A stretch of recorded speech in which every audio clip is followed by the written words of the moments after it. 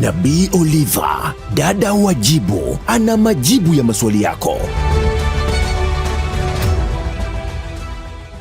Shalom, shalom. Karibu katika kipindi kizuri cha saa ya kufunguliwa kwako. Asubuhi ya leo nataka kusema na wewe nguvu ya uzima. Je, wewe ni mzima? Kuna uzima wa kimwili na kuna uzima katika roho. Unaweza kuwa na uzima katika roho lakini mwili wako ni dhaifu. Leo ninataka kukuletea habari za Yesu ambaye ni mtoa uzima. Kila mtu ambaye ana asili ya Mungu ni nyota, anatakiwa ang'ae katika eneo lake. Kuna wakati Yesu akasema, mimi si wa ulimwengu huu. Wewe ni nyota katika eneo ambalo unaishi, katika ofisi, katika familia yako, kwa sababu uzima ukidhihirika ndani yako, neema ya Mungu inakuja katika maisha yako. Nazungumza na mtu ambaye sio mzima, unaumwa, sio mzima, umekufa kiroho. Yesu peke yake ndiye njia, kweli na uzima. Ukimpata Yesu, umepata fedha. Ukimpata Yesu, umepata utajiri. Ukimpata Yesu, umepata amani. Ukimpata Yesu, umepata uponyaji. Unataka uzima? Asubuhi ya leo nakuletea Yesu ambaye ndiye nguvu ya uzima. Maandiko yanasema katika Yohana Mtakatifu sura ya 1-5. Hapo mwanzo kulikuwako neno, naye neno alikuwako kwa Mungu, naye huyo mwanzo alikuwako kwa Mungu. Vyote vilifanyika kwa huyo, wala pasipo yeye hakikufanyika chochote kilichofanyika. Ndani yake ndimo ulimokuwa uzima, nao ule uzima ulikuwa nuru ya watu. Nayo nuru yang'aa gizani, wala giza halikuliweza. Bwana Yesu asifiwe. Ukiwa na uzima ndani yako, yani uzima rohoni mwako, giza halikuwezi, vita kwenye ofisi yako haviwezi, wachawi hawatoweza kufanya chochote, umasikini haiwezi kuwa sehemu ya maisha yako, kilio na huzuni sio koma haiwezi kuwa sehemu ya maisha yako. Unamhitaji Yesu ambaye yeye ndiye chanzo cha huo uzima. Ukiwa uzima ndani yako, kutakuwa na matokeo nje. Bwana Yesu asifiwe. Maandiko yanasema vitu vyote vilifanyika kwa huyo. Je, vitu unavyovifanya vinafanyika kwa Mungu ama kwa akili yako ama kwa elimu yako? Asubuhi ya leo nasema na mtu ambaye nataka nikwambie Mungu anarejesha uzima ndani yako. Pasipo yeye hatuwezi kufanya neno lolote. Tuko ulimwenguni, tunatembea kwa neema, tunalala kwa neema, tunakula kwa neema. Na ninajua hata kama kuna udhaifu wote katika maisha yako, yuko Yesu ambaye ni mtoa uzima. Atarejesha uzima katika kazi yako, katika afya yako, katika ofisi yako, kwa watoto wako, kwa majirani zako, hata katika ukoo wako. Nguvu ya uzima ikitawala, hakutokuwa na migogoro. Pokea hiyo neema katika jina la Yesu. Nguvu ya uzima inapatikana kwa toba. Rudi nyumbani kwa baba yako, tubu. Hekima na maongozi ya Mungu yatatawala katika maisha yako.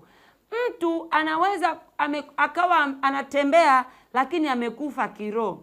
Lakini asubuhi ya leo nakuletea Yesu ambaye ndiye uzima.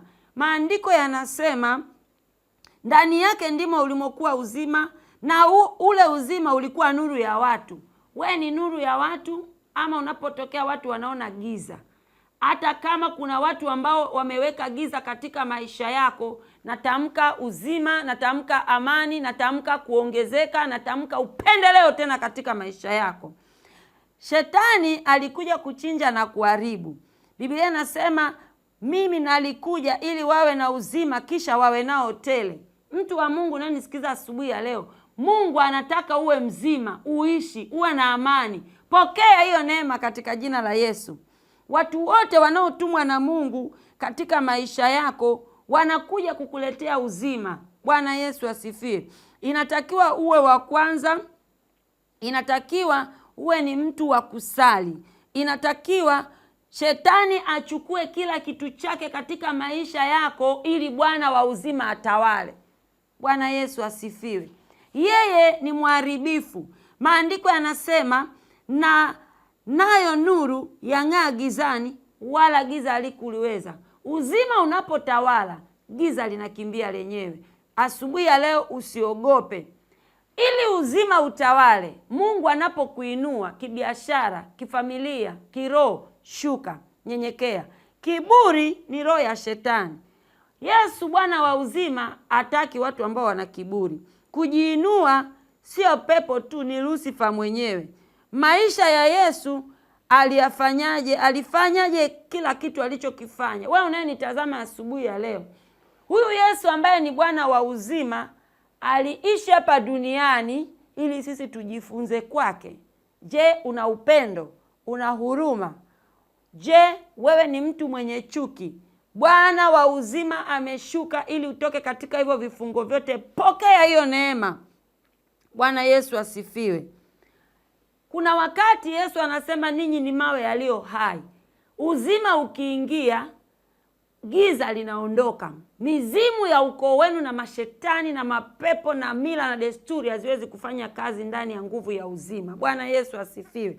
Asubuhi ya leo nitaka kusema na wewe, kama nuru ya Mungu itakaingia ndani yako, giza litatoweka. Nami ninaomba asubuhi ya leo giza litoweke katika maisha yako. Ninaomba asubuhi ya leo uzima uje katika ofisi yako. Ninaomba asubuhi ya leo Yesu aingilie kati maisha yako. Bwana Yesu asifiwe. Biblia inasema tuko duniani ili watu wengine wamuone Mungu kupitia sisi.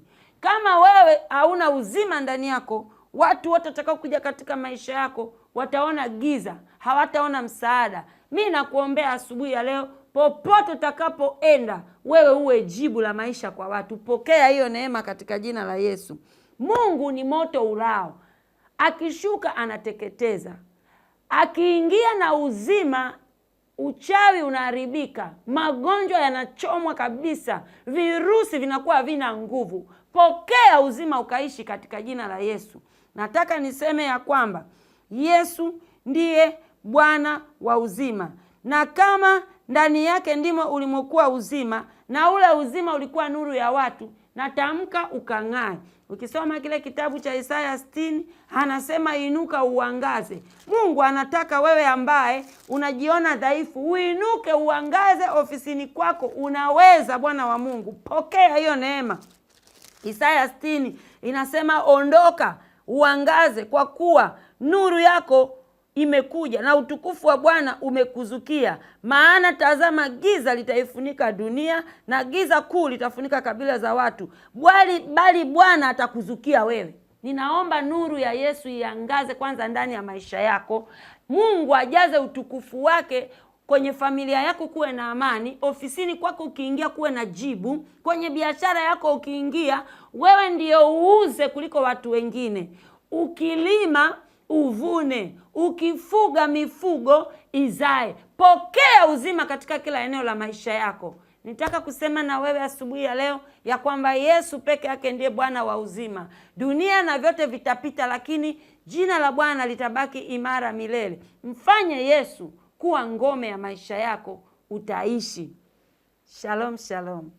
Nabii Oliva, dada wa jibu, ana majibu ya maswali yako.